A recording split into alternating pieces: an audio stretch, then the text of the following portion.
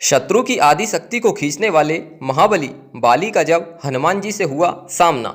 सुग्रीव का भाई, अंगद का पिता, अप्सरा तारा का पति और वानर श्रेष्ठ ऋक्ष का पुत्र बाली बहुत ही शक्तिशाली था। देवराज इंद्र का धर्मपुत्र और किष्किंधा का राजा बाली जिससे भी लड़ता था, लड़ने वाला कितना ही शक्तिशाली हो, उसकी आदि शक्ति बाली में समा जाती थी और लड़ने वाला कमजोर होकर मारा जाता था। रामायण के अनुसार बाली को उसके धर्मपिता इंद्र से एक स्वर्ण हार प्राप्त हुआ था। इसी हार की शक्ति के कारण बाली लगभग अजय था। इस स्वर्ण हार को ब्रह्मा ने मंत्र युक्त करके यह वरदान दिया था कि इसको पहनकर जब बाली रणभूमि में अपने शत्रु का सामना करेगा तो उसके शत्रु की आदि शक्ति कम हो जाएगी और यह आदि शक्ति बाली को प्राप्त हो जाएगी। यही बाली शक्ति का राजा था। बाली ने अपनी इस अद्भुत शक्ति के बल पर 1000 हाथियों का बल रखने वाले दुंदुभी नामक असुर का वध कर दिया था।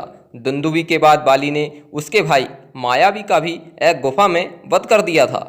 रावण ने बाली की शक्ति के चर्चे सुनकर उससे युद्ध करने की ठानी, लेकिन बाली ने रावण को अपनी कांख में 6 माह तक दबाए रखा था। अंत में रावण ने उससे हार मानकर उससे मित्रता बना ली। एक भ्रम के कारण बाली के मन में सुग्रीव के प्रति नफरत हो गई थी। इसी की चलते बाली ने अपने भाई सुग्रीव की पत्नी को हड़प कर उसको बलपूर्वक अपने राज्य से बाहर निकाल दिया था। हनुमान जी ने सुग्रीव को प्रभु श्री राम से मिलाया। सुग्रीव ने अपनी पीड़ा बताई और यह भी बताया कि बाली किस तरह दूसरों की शक्ति को अपने भीतर खींच लेता है। फिर प्रभु श्री राम ने बाली को छुपकर तीर से वार कर दिया, जबकि बाली और सुग्रीव के बीच मल्ल युद्ध चल रहा था। हनुमान और महाबली बाली के सामने की हमें एक कथा मिलती है। बाली को इस बात का घमंड था कि उसे विश्व में कोई हरा नहीं सकता या कोई भी उसका सामना नहीं कर सकता। एक दिन की बात है, राम भक्त हनुमान वन में तपस्या कर रहे थे। उस दौरान अपनी ताकत के नशे में चूर बाली लोगों को धमकाता हुआ वन में पहुंचा और चिल्लाने लगा कि कौन है जो मुझे हरा सकता है, किसी ने माँ का दूध पिया है तो मुझसे मुकाबला करे। हनुमान जी उसी वन में राम नाम का जप कर रहे थे। बाली के चिल्लाने से उनकी तपस्या में विघ्न हो रहा था। उन्होंने बाली से कहा, वानर राज, आप अति शक्तिशाली हैं, आपको कोई नहीं हरा सकता, लेकिन आप इस तरह चिल्ला क्यों रहे हैं। यह सुनकर बाली भड़क गया। उसने हनुमान जी को चुनौती दी और यहाँ तक कि कहा कि रे वानर, जिसकी भक्ति तू करता है मैं उसको भी हरा सकता हूँ। राम का मजाक उड़ता देख हनुमान जी को क्रोध आ गया और उन्होंने बाली की चुनौती स्वीकार कर ली।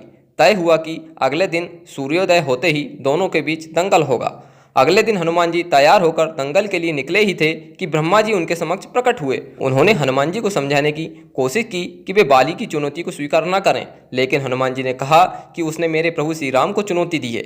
ऐसे में अब यदि मैं उसकी चुनौती को अस्वीकार कर दूंगा तो दुनिया क्या समझेगी, इसलिए उसे सबक सिखाना ही होगा। यह सुनकर ब्रह्मा जी ने कहा, ठीक है, आप दंगल के लिए जाओ, लेकिन अपनी शक्ति का 10वां हिस्सा लेकर ही जाओ, शेष अपने आराध्य के चरण में समर्पित कर दो। यह सुनकर हनुमान जी मान गए और अपनी कुल शक्ति का 10वां हिस्सा लेकर बाली से दंगल करने के लिए चल पड़े। दंगल के मैदान में हनुमान जी ने जैसे ही बाली के सामने अपना कदम रखा, ब्रह्मा जी के वरदान के अनुसार हनुमान जी की शक्ति का आधा हिस्सा बाली के शरीर में समाने लगा। इससे बाली के शरीर में उसे अपार शक्ति का एहसास होने लगा। उसे लगा जैसे ताकत का कोई समंदर शरीर में हिलोरे ले रहा हो। चंद पलों के बाद बाली को लगने लगा कि मानो उसके शरीर की नसें फटने वाली हैं और रक्त बाहर निकलने ही वाला है। तभी अचानक ही वहाँ ब्रह्मा जी प्रकट हुए और उन्होंने बाली से कहा कि खुद को जिंदा रखना चाहते हो तो तुरंत ही हनुमान जी से कोसों दूर भाग जाओ, अन्यथा तुम्हारा शरीर फट जाएगा। बाली को कुछ समझ में नहीं आया, लेकिन ब्रह्मा जी को यूं प्रकट देखकर समझ गया कि कुछ गड़बड़ है और वह वहां से तुरंत ही भाग खड़ा हुआ। बहुत दूर जाने के बाद उसे राहत मिली, शरीर में हल्कापन लगने लगा। तब उसने देखा कि ब्रह्मा जी उसके समक्ष खड़े हैं।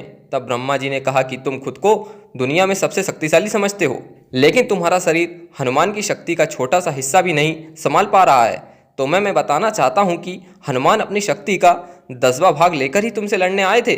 सोचो यदि संपूर्ण भाग लेकर आते तो क्या होता। बाली यह जानकर समझ गया कि मैंने बहुत बड़ी भूल की है। बाद में बाली ने हनुमान जी को दंडवत प्रणाम किया और बोला, अथाह बल होते हुए भी हनुमान जी शांत रहते हैं और राम भजन गाते रहते हैं, और मैं जो उनके एक बाल के बराबर भी नहीं हूँ और उनको ललकार रहा था, मुझे क्षमा करें हनुमान। तो आज के वीडियो में बस इतना ही। यदि वीडियो पसंद आया हो तो चैनल को सब्सक्राइब जरूर करें और कमेंट में जय श्री राम जरूर लिखें।